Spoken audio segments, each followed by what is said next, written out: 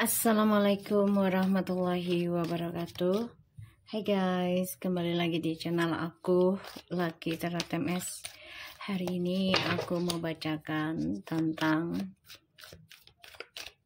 karma untuk yang jahati aku.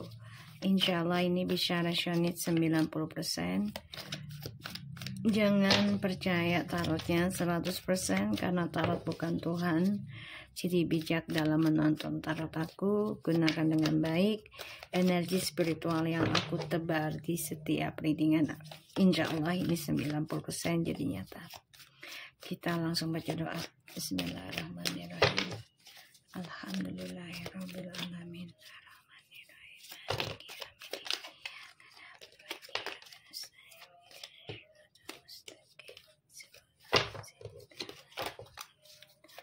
Kita lihat karma untuk yang jahati aku. Kita lihat dengan energinya dia. Ada the High Priestess, the Five of Wands, the Knight of Pentacles. So energinya ini lagi banyak bertentangan ya. Tentang obsesi spiritualnya dia. Entah yang dia pelajari atau dapat dari gurunya, dan energinya ini lagi banyak konflik batin ya, antara mau memperbaiki diri atau meneruskan obsesinya dia ya. Dan ya aku ngerasa ini orang lambat energinya untuk menyadari sesuatunya ya, lambat sekali. Kita lihat dengan situasinya dia, orang yang telah menjahati aku.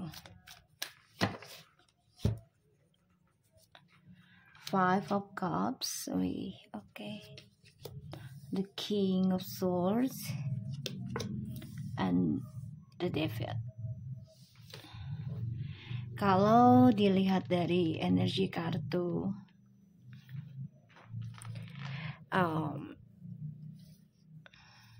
situasinya lagi banyak kekacauan ya. Jadi spiritual yang dia pelajari atau yang dia dapat ini mengalami kekacauan, dan ada serangan-serangan juga ya, entah itu secara gaib ataupun fitnahan dari apa yang dia lakukan di masa lalu nih, sekarang lambat laun datang ke dalam kehidupannya dia ya. Orang yang pernah menyakiti kita atau menjahati kita ya. Dan aku ngelihatnya di sini dia mencoba menutupi kesedihannya, dia coba untuk menutupi kegalauan dia ya, dan dia coba untuk menutupi kalau dia tuh sebenarnya nggak bisa move on ya, nggak bisa move on dari kita yang sudah disakiti oleh dia. Coba untuk mengontrol drama, banyak sekali konflik, bahkan juga argumentasi ya. Dan ini lambat laun dia harus bertanggung jawab dari perbuatan buruknya dia, entah itu secara gaib ataupun secara emosional ya, yaitu dengan sikap serakah, fitnahan, topengnya gitu ya, atau perbaiki tentang pergaulan bebasnya. Karena situasinya dia akan mengalami banyak drama ya. Ini adalah karma dari perbuatan di masa lalu, yang mana dia selalu diam-diam memiliki mistress, yaitu orang ketiga atau kehidupan yang dirahasiakan dari kamu ya. Kita lihat karma untuk orang yang menyakitiku atau jahati aku.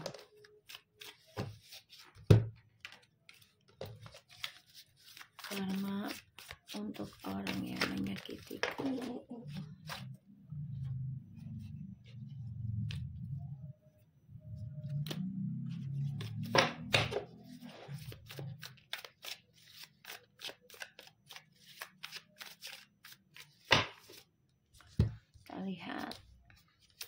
Five of Swords,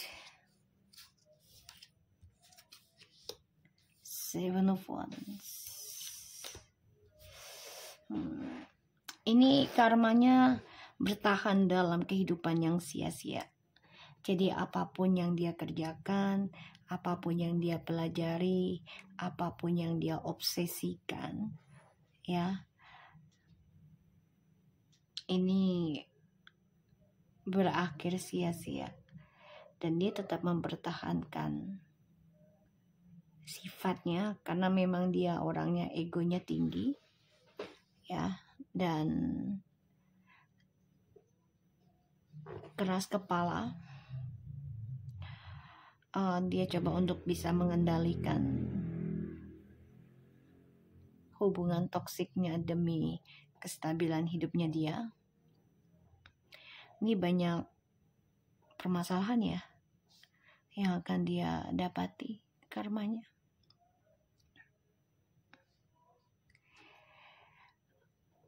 Merasa sia-sia rahasia yang telah dia simpan, pada akhirnya ini berujung dilema, ya, dan saling menyalahkan, saling menyerang, saling memfitnah, ya, bahkan saling mengkhianati. Kita lihat dengan Clarity Five-nya, The High Priestess-nya.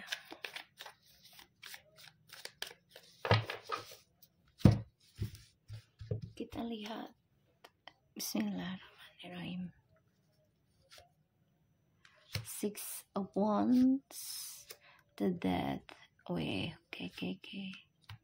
And the Three of Wands.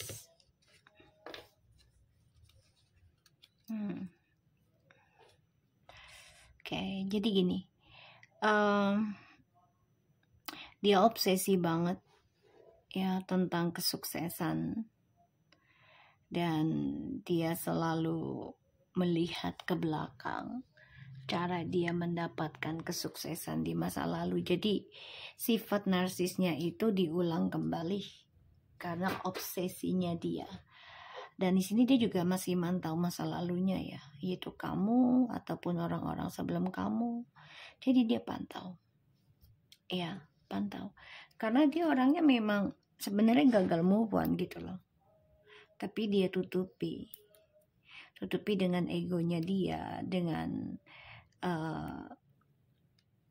kesombongannya dia, ya. Salah satunya dengan berselingkuh sana sini atau hidup bebas. Kita lihat Five of Wands-nya. Itu Sword, the Karma, and the Temperance. Konflik batin, tekanan batin juga, karena banyak drama yang harus dia jalani, terikat dengan karmic circle, belajar untuk berdamai dengan karma tapi tidak bisa, karena kalau dia belajar berdamai dengan karma, dengan kesalahannya dia, otomatis kesuksesannya dia akan redup karena diberikan ujian tentang kehilangan, kehancuran, ya. Jadi di sini dia banyak konflik batin ya, masalah pembayaran karma. Jadi dia membanding-bandingkan karmanya. Tuh, the Knight of Pentacles. Terus ke kamu, the Queen of Pentacles. Jadi dia membanding-bandingkan karmanya dengan kamu. Kok sekarang jadi kamu yang mendapatkan karma baik, kamu yang menerima ketenangan, kamu yang menerima kedamaian. Dia mantau kamu. Jelas sekali dia pantau kamu. Ya. Dia akan coba untuk bisa controlling kamu lagi sih. Lambat laun dia juga coba untuk memperbaiki karakter sifat toksiknya dia, tapi ini lambat banget sih untuk bisa perbaiki. Jadi banyak pertentangannya dalam dirinya. Kita lihat the Five of Cups-nya, the Devil. Masih ingat kamu banget ini.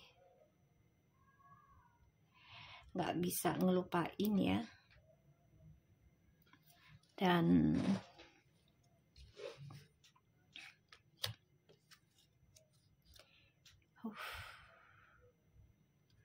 kalau aku lihat di sini, dia depression, stres,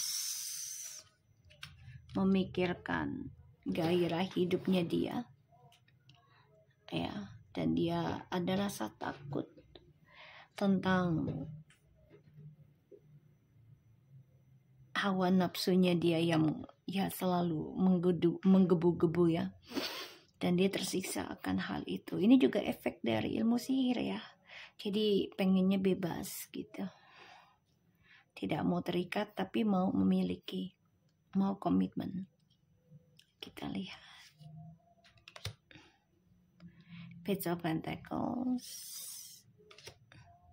the Magician,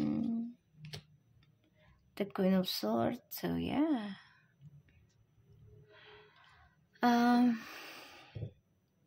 dia controlling dengan sifat egonya, mengendalikan permainannya, karena kamu sudah bisa mengendalikan kehidupan kamu sendiri. Dengan talentamu, kamu belajar untuk mencapai kesuksesan kamu, ya, yaitu mengambil keputusan untuk menjalani kehidupan kamu sendiri.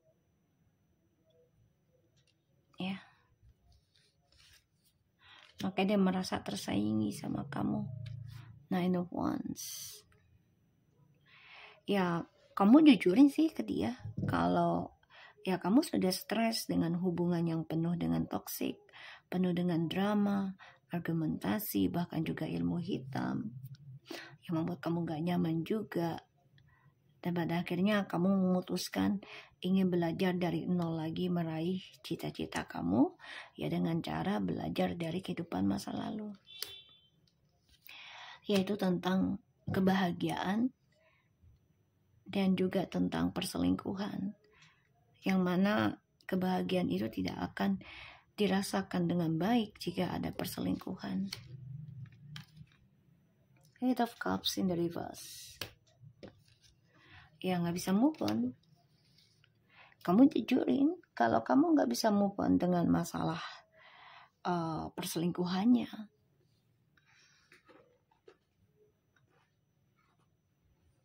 Ya, kamu jujuri hal itu.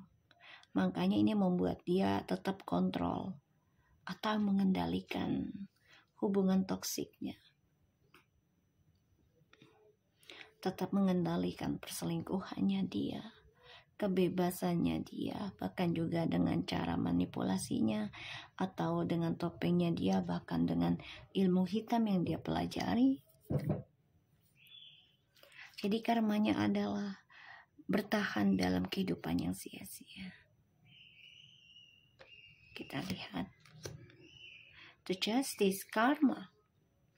Langsung justice, pembayaran, suatu keadilan.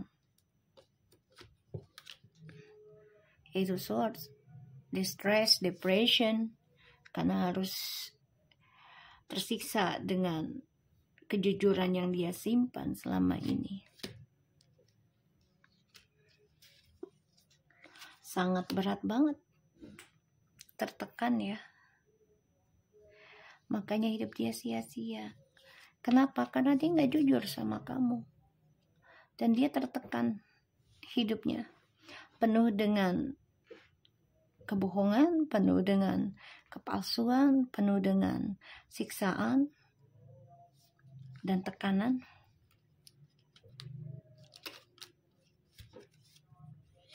Ace of Wands, the Emperor in the reverse, and the Magician. Ya, dia bertahan dengan sifat manipulasinya. Ini orangnya posesif dan terkadang pesimis, sehingga selalu dengan trik dan dia gengsinya besar sekali.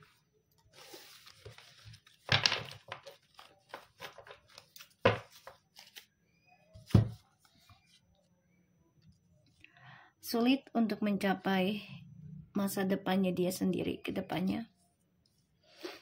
Walaupun dia merasa optimis, harapannya akan terkabul, tapi ternyata tidak sesuai dengan harapan dia. Kenapa? Ya karena dianya selalu mengendalikan suatu hubungan dan dia posesif dan juga sangat obsession untuk mencapai sesuatunya yang belum dia raih, atau ketika dia kehilangan dan dia tidak ingin kehilangan itu, jadi dia lakukan berbagai cara. Ibarat kalau disakiti mendingan gue nyakitin dulu, jadi gue nggak merasa sakit. Cara dia itu salah, ya, cara dia itu salah. Dan di sini dia lakukan berbagai cara untuk bisa tetap stabil, terutama masalah hawa nafsunya ya, karena ini banyak tekanan ya, karma juga sih sebenarnya. Jadi diberikan suatu sulit untuk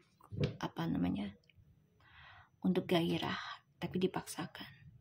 Hidup itu ya, dalam kehidupan gini, apa sih yang dicari manusia? Pasti hawa nafsu. Nafsunya apa? Seksualitas dan materialitas, bener nggak? Duniawi kan? Makanya kalau di tontonan aku ini, kenapa sih ada seksualitas terus? Tarot ini untuk 17 tahun ke atas, 18 tahun ke atas, ya. Dan sebenarnya tarot ini tidak boleh ditonton di bawah umur 18 tahun ke atas. 18 tahun ke bawah nggak boleh sebenarnya, karena ya salah satunya belum ada dosa ataupun mereka belum terlalu banyak berbuat kesalahan ya. Dan ini aku tahu ya dari orang luar juga, karena kan aku pernah juga dibaca gitu ya di tahun 2014 di Australia.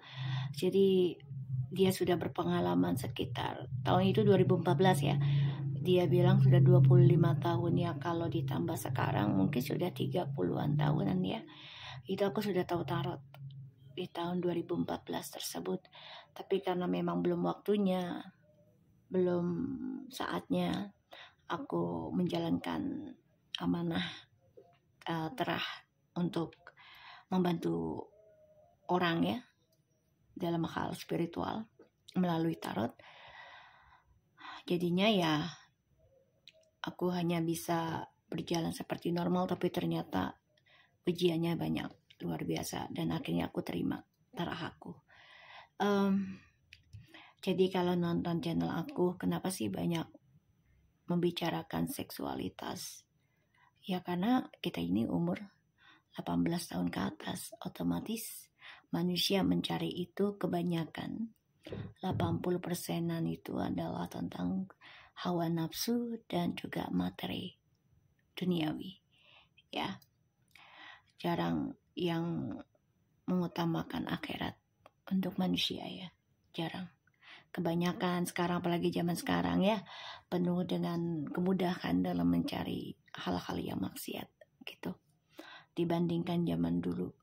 Jadi jangan berpikiran kenapa sih bacaannya ya sensitif tentang itu. Ya memang itu jalannya, aku hanya mengikuti energi yang ada. Jadi jadikan ini sebagai payung saja buat kita semua, termasuk aku loh ya. Jadi nggak sembarangan. Dan ini pun aku harus penuh dengan ritual gitu ya. Bukan hanya baca tarot gitu ya di buku, enggak.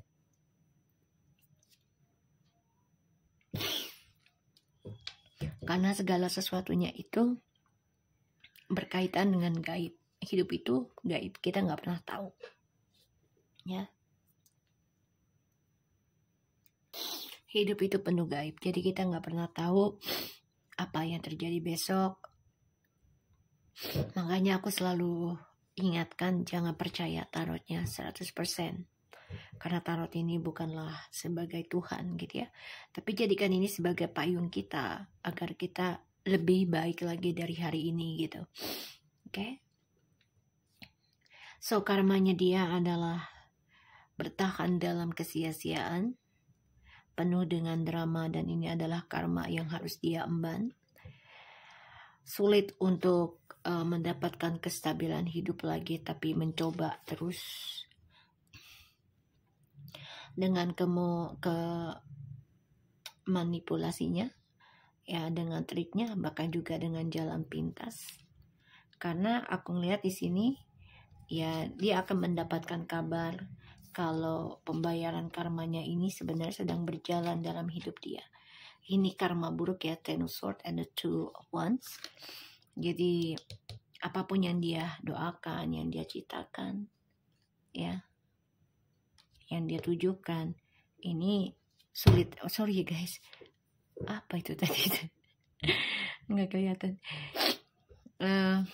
Sulit dicapai ya, dan banyak hal yang harus dia jalani, termasuk tentang pembayaran dari masa lalu ya. Oke, kita lihat dengan kartu oracle-nya.